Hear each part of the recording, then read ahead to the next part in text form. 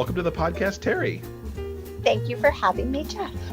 Absolutely. I'm so glad we finally get to sit down and have a proper interview. You've been on a couple times, but it's always for like, hey, what's happening right now kind of stuff. And I'm breaking news, but this time we're actually having a nice interview. yes, a proper sit-down chat that doesn't involve any Disney rain showers. Thank God. Or that lizard that was on the wall behind me that I tried not Yes, the lizard who dropped in to visit the last time. Exactly. There are no lizards. And I locked the door so my cat can't get in, so we're fine. No, very good. Even keeping the pets out. So when you were here in September, we were talking all about the 10th anniversary of Faith and Fidelity, which was happening right around the time we did that interview. And now you're here because on Christmas Day, in just a week, you're going to be releasing Forever and Ever, which is the final book in this series. Yes, it is. Tell us all about it. What's happening here? Well, after Truth and Tenderness, I figured the story was over and I would do a couple of one-shots. But stories started kind of piling up, and I started thinking about different things I'd like to share with readers. The guys becoming grandparents, the kids growing up. I mean, they were so little in book one, and it's about 15 years. It's been 10 years in real time, but it's about 15 years total in book time. To see the kids all grown up, to see them experiencing a sort of level of satisfaction in their lives that is so far removed from the beginning of book one. And also, of course, the wedding that everyone wanted to see. And I thought, okay, I'm going to go out with fun holiday themed collection of stories. There's Christmas, there's weddings, there's babies, there's dealing with getting older. I'm 50, and my mom passed this year, and there were a lot of things that I was thinking about in terms of growing older and the things that pop up as you reach a certain age. And I wanted to share that with readers. So that's basically what happened there. It sounds kind of fun how you said it against holidays and like major life moments, the wedding, the children, and that kind of thing. Was that kind of like the keystone to each of the stories, or? Yes, I had done two Christmas themed stories for my newsletters. And in the second story, the girls were pregnant. That's not a spoiler if you've seen those stories. But from there, it sort of grew from those holiday themed stories that I wanted to do more. And once I got into what happened, these stories just kept popping up and popping up and popping up. And, it just took on a life of its own. Now, theoretically, this is the end of it, but would you be open to another set if more stories keep popping up, or is it like, you guys need to shut up now because we're done? I don't think I can take them any further. Like, I felt that Truth and Tenderness, it ended with a baby on the way for Griffin and Jim, and basically the implication that Evan and Matt had gotten married secretly. And I felt like that was a good ending. But my readers disagreed with me, and were constantly like, are we getting more? Are we getting more? Are we getting more? And I didn't want to write a full book with one storyline because I think that would have me putting their relationship in danger again, or adding something to calamitous. And quite honestly, I didn't want to write that book. These are people who have been through enough in their lives, and I wanted them to kind of enjoy the next, I guess, thinking about the next segment of their life, and just having them enjoy it. But they're done. They're done. It's over. It's finished. Believe me, people are not happy, but I feel like 10 years is a really good run. I would say so. Just given some of what I've seen too, where you don't get a lot of series that focus pretty intensely on one couple and one. Right. There's all the shared series, shared universes and stuff that can go on forever. But yeah, one couple needs to have that HEA permanently. period. Like, they're super happy, you guys. I swear. Like, I love the last story, the last little story. It's, to me, the best thing that I could have probably ended it on. And it's not anything big, but it's just this big sprawling group of people who created this very loud, very sarcastic family who would do anything for each other. And I mean their extended family, all the couples and the kids, etc. And I just love the little vision that I go out on. So I hope everybody else will love it too. What was it like for you after 10 years of these characters to now be putting the period on it? You know what? When I started, I was like, okay, this is the completion of it. I'm a completionist. This is the period on the end of the sentence that I feel firm about. This is good. This is whatever. But I just did the last review of the galleys, and sent it back, and I was like, holy crow, that's it. Like, wow. Part of me is happy with the way they're quote unquote going out because it's beautiful. On the other hand, it's a little sad. Like, I love all these people. I love all these people. They're characters, but in my head, they're people. Yeah. They've been living in my head for a very long time. The genesis of the first book started 18 years ago. Wow. Yeah, so they've been around for a really long time. So it's a little bit hard to let them go, to be quite honest, but I have to. I have to. Across all those books, was there anything that you ended up writing going, whoa, didn't see that one coming? The wedding, actually. The Matt and Evan getting married. I was just having a conversation with somebody this past Monday, and they were like, did you ever imagine? And I never did. I did not think that was something that was going to happen. And even in the fifth book, I was very resistant to it. There's actually a very funny story where a fan and I, who's actually a very good friend of mine, got into a fight, air quote fight, in a bar, where she was like, they have to get married. And I was like, they're not getting married. And like, this is just a famous argument that we had. So them getting married was a big surprise to me because that is not something that I ever plotted out, ever. In looking for the HEAs that, we all want to give our romance characters, why never a wedding in your original concept? Just, you didn't want to tell that story, or? It did not seem to fit their personalities. Okay, that's Griffin, fair. The character of Griffin definitely had he wanted the moment to be the groom. He wanted to get married. He was traditional that way. He's the youngest of like 10 girls, I think. And he had a very specific idea for a wedding. And Jim would do anything for him. But Evan already got married, and even that time was at the city hall. This is not he doesn't come from a big warm family. There is nothing about his past that said big wedding. And I felt like I would be forcing that. And so I wanted to write the wedding as I felt it would be for them, which is eloping. And when I wrote it, it was the last thing I wrote in the book. It's the first thing in the book, but it was the last thing I wrote. And it took me a lot of time to make sure that it was the most authentic thing for these characters.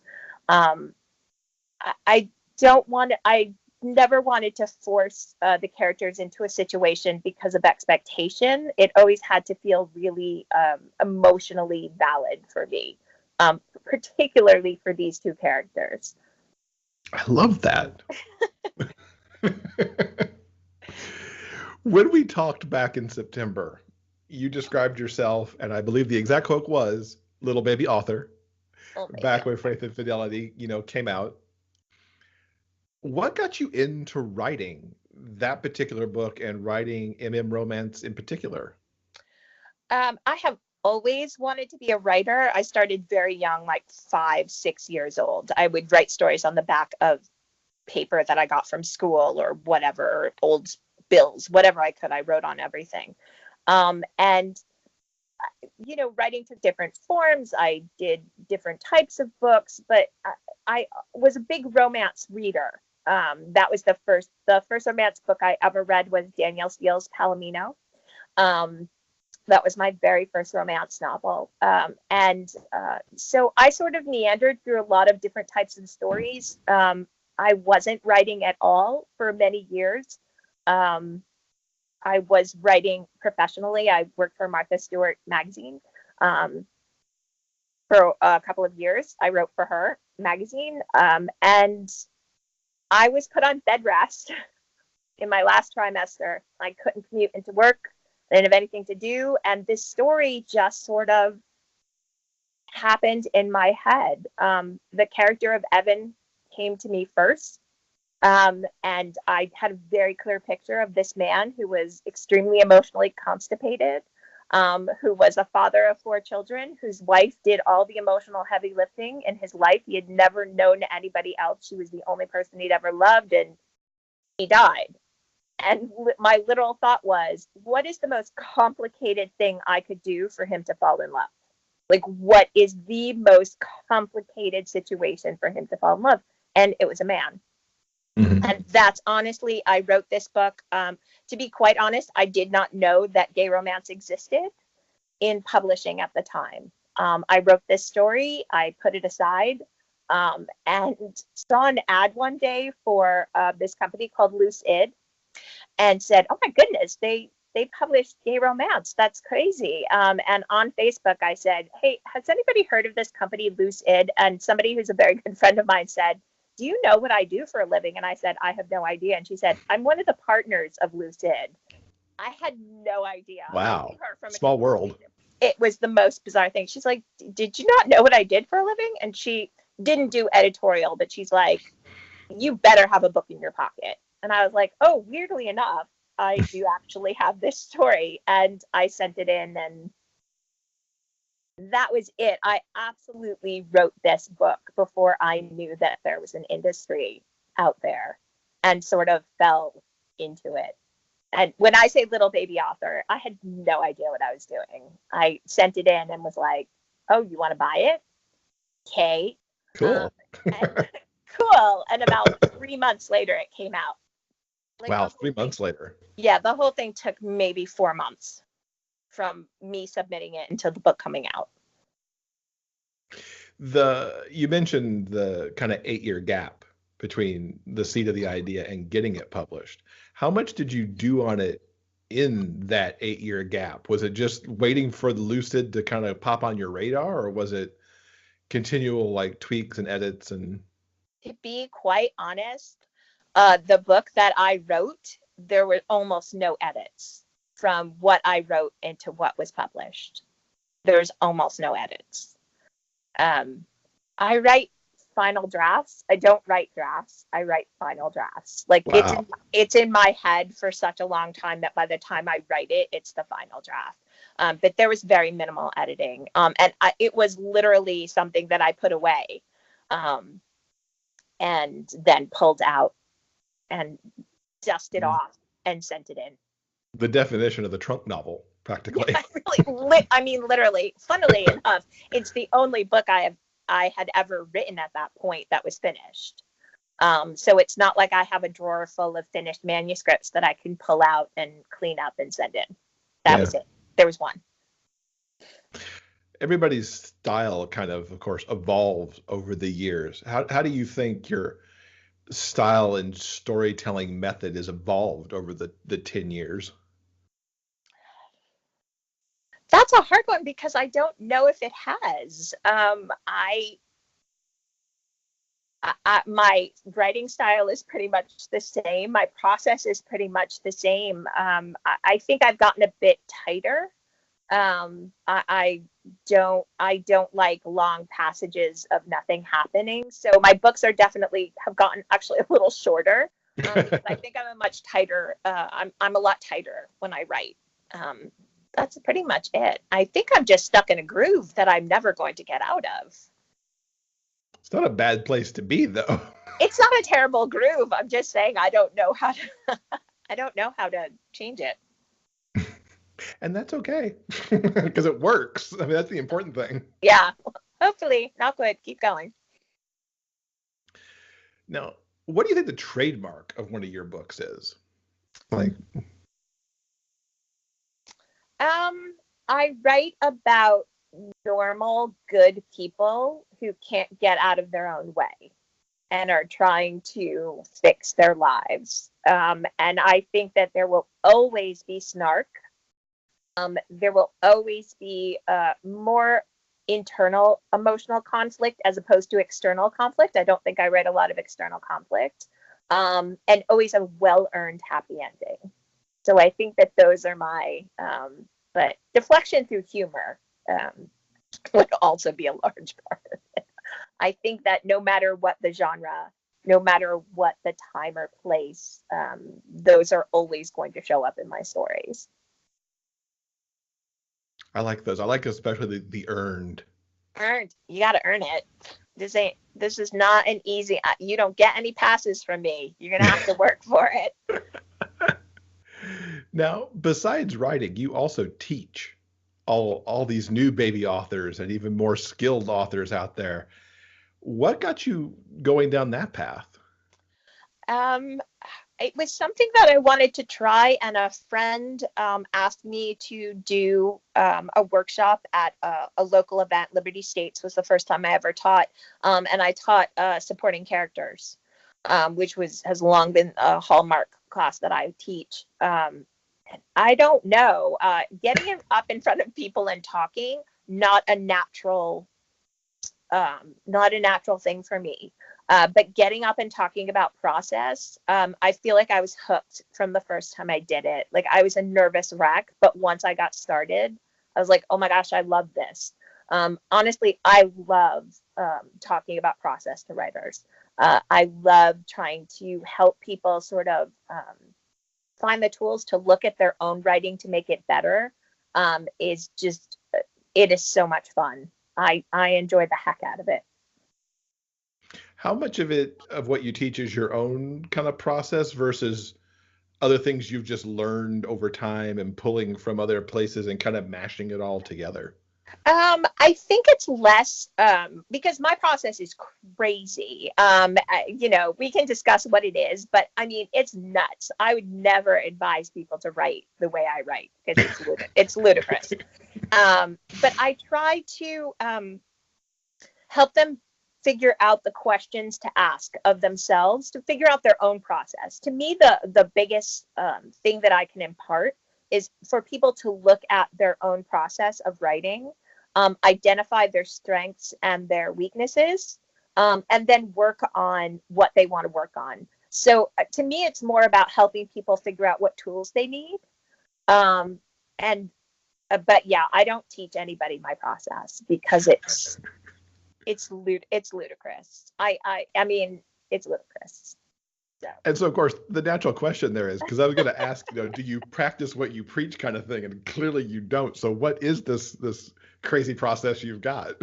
No, actually, I do. At Dream Spinner Weekend, I taught several classes, and my editor was in the back of the room. And I went up to her and I was like, do I practice what I preach? And she was like, yes. I said, okay, good. Okay, that's good. That is good. My process is I will get a scrap of an idea and needle it in my head over and over and work on the emotional arc and who the characters are. And it usually takes me about a year before I even put paper to pen to paper. That's what it is.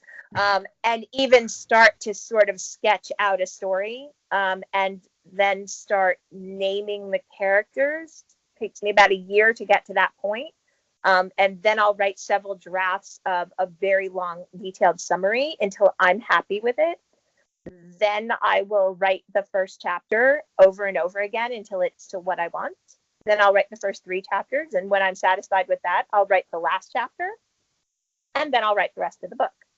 Out of order, by the way.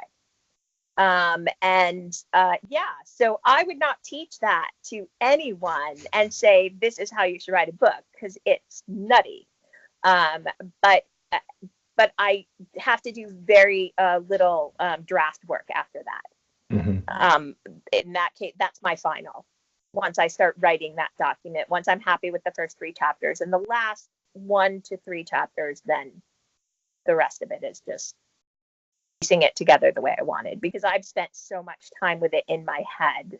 I've written all the drafts of it in my head, and then I sit down and actually write the final.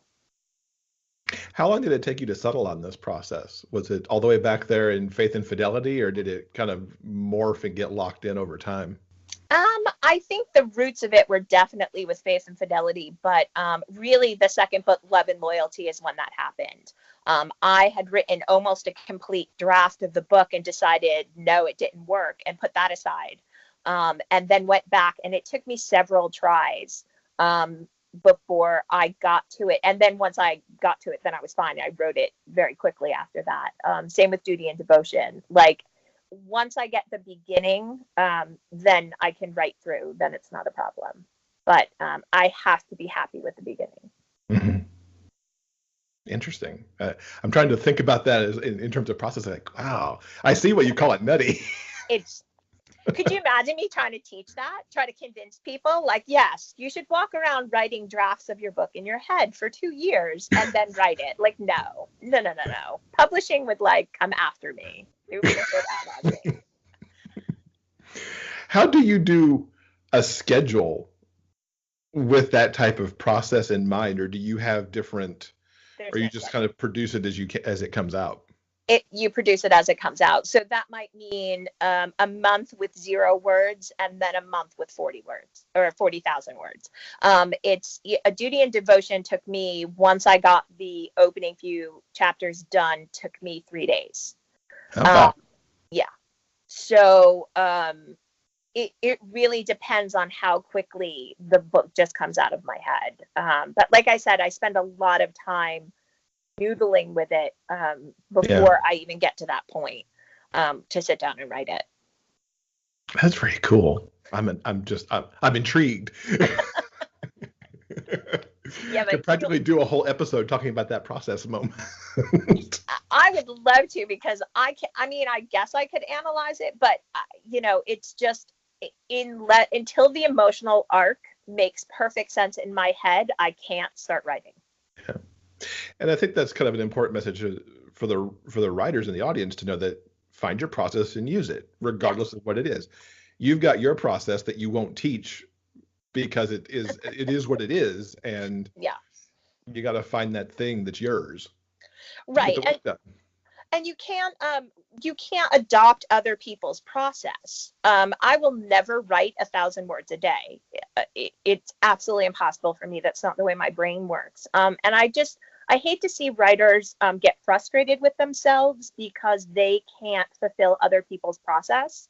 And so they think they're a failure in some way. Yeah. And that just, it kills your creative process. It makes you dread sitting down, and you should be, even in your most frustrating moments, still in love with your story. And so I'm a big advocate of figuring out what your process is, understanding it, and then making the best of it. Mm-hmm. What's your favorite thing to teach? You've got your signature course. Is the secondary characters your favorite, or do you have something that is like the thing that you always want to teach? I love teaching emotional arc. I do love secondary characters because anybody who's read my books knows that I am incapable of having less than 50 supporting characters. And not even spin-off characters, just a village in every book. But I love teaching emotional arc because my gospel is it's the most important piece of a book, particularly a romance novel, is the emotional arc. So I love teaching emotional arc. Like, I could teach it for 5 hours. And having been to some of your courses, I can tell people, if you haven't been to a Tere Michaels course, go to one. Oh, thank you. Because they're really good. Thank you. Yeah, we're actually coming to your Coastal Magic class. Hooray! I'm teaching emotional arcs. Yay. Perfect. And we'll talk more about Coastal in a second, because we need to talk about your other convention work first. Yeah. Amongst all this other stuff that you do, you also do a lot with Book Lovers Convention, which, as people know, is formerly RT Book Lovers Convention. Yes. Some of the folks involved after RT's owners retired, a couple of the folks involved with RT Book Lovers Con moved on to their own convention, which is Book Lovers Con. I am the director of marketing and events. So I do a lot of the programming for the event and some marketing and things like that. I enjoy it. I love the opportunity to get readers and authors together. There's many authors out there that their skill is hand selling. If you put them with readers, readers will fall in love with them. And this is a great opportunity for authors and readers to get together. And then I also do the professional development programming. So I set up all the craft and marketing classes, which, I love it. So yeah, that's what I do in most of my time. So The bigger question is, when do you sleep between the writing and the teaching and the book lovers and family and yeah, I don't know. Like I get a good 5 hours of sleep. There you go. Now in February, you're going to be down at Daytona. Yes. Hanging out on the beach, getting out of the cold Northeast where you live. Yes. What is it about Coastal Magic that brings you back year after year as one of the featured authors? Coastal is absolutely one of my favorite events that I do all year. I think Jennifer and her crew do an amazing job. I love the intimacy of it, where you really get some one-on-one time with readers. It's very casual, but it's just a bunch of people who love books, like hanging out at the beach. Like you really cannot stress enough how awesome that is. Yeah, I love that it's kind of a smaller version of what I do professionally in the very large version. This is sort of the small version of it, where these readers they just want to meet authors and they want to find new books and new authors to read. And I deeply appreciate that in a person. So yeah, I love it. As long as Jennifer wants me, I'll be there. How many years have you been? Every year but the first, I believe. Oh, wow. Okay, that's very cool. The second or the third, yeah. So I've been going for a couple of years now. What are you looking forward to this year, other than the aforementioned getting out of the cold? There is getting out of the cold. There's, seeing once you go to an event every year, you make friends that unfortunately you only get to see once a year because of location. So I always look forward to seeing people and readers that I've, met over the years, and also meeting new readers. Like I love that sort of discovery of, doing a panel and having somebody come up to you afterwards and be like, all right, you're ridiculous. I would like to read a book of yours. So I love that.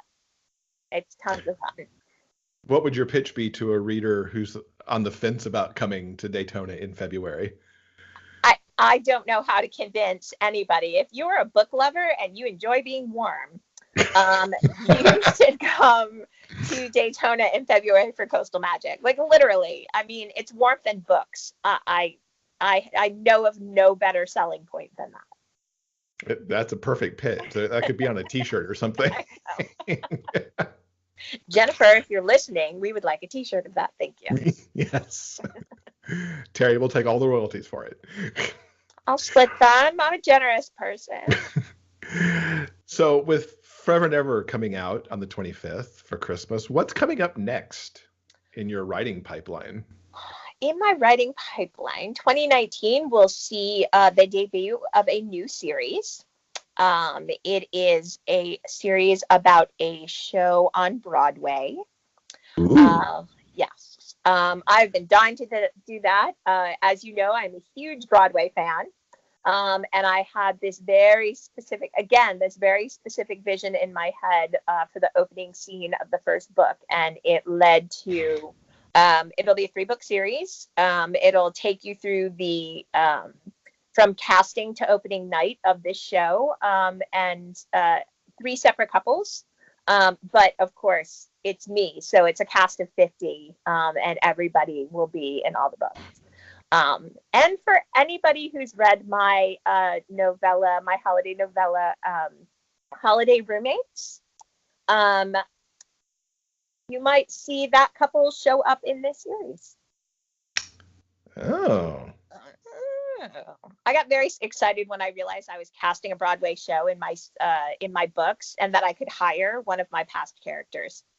I got very excited by this. But That's pretty cool. And of very course, Broadway show, you've got me hooked, like without knowing anything else, really. It's going to be fun. It's a subject I love, and it's going to be a little bit lighthearted, but still some, drama and angst here and there. But, I'm very excited about it. And then there'll be a standalone book happening probably 2019 or maybe 2020, but I can't really talk about that yet. Okay. Fair enough. I'm thinking about this cast of 50 that we've talked about a couple of times now. You must be like audiobook narrators must panic when they get your books with all these characters in them. I apologize because, especially for this last book, if you've read the series, there's a lot of people already, and the children have begun growing up and breeding. So by the time I got to the final story in the anthology, it was just like a cast of 60 running around and trying to keep people straight. And blessings forever on the head of Jen Eastwick, who is my editor, who kept track of everybody's ages and names. She's a saint, because I could not possibly keep track of everybody. It becomes a lot if all your books have 50 characters on them. It's a lot. I wrote a novella once where there were only 5 supporting characters, but also a cat that had a lot of personality. So I can't be stopped. I can't be stopped. I'm sorry. And no one wants you to stop. So okay, as long as nobody minds. So what's the best way for everybody to keep up with you online and be aware of when all these books are coming out? Well, my website is teremichaels.com. I am on Twitter. Again, at Tere Michaels. I'm also on Facebook. I am not the best at social media because I'm old and I don't understand it. But I am on as much as possible. And if you go to my website and send me a message, I always respond very quickly. Very cool. Well, Tere, thank you so much for coming and hanging out and talking to us about Forever and Never and about coastal magic and all the good stuff coming up. My absolute pleasure. Thank you for having me.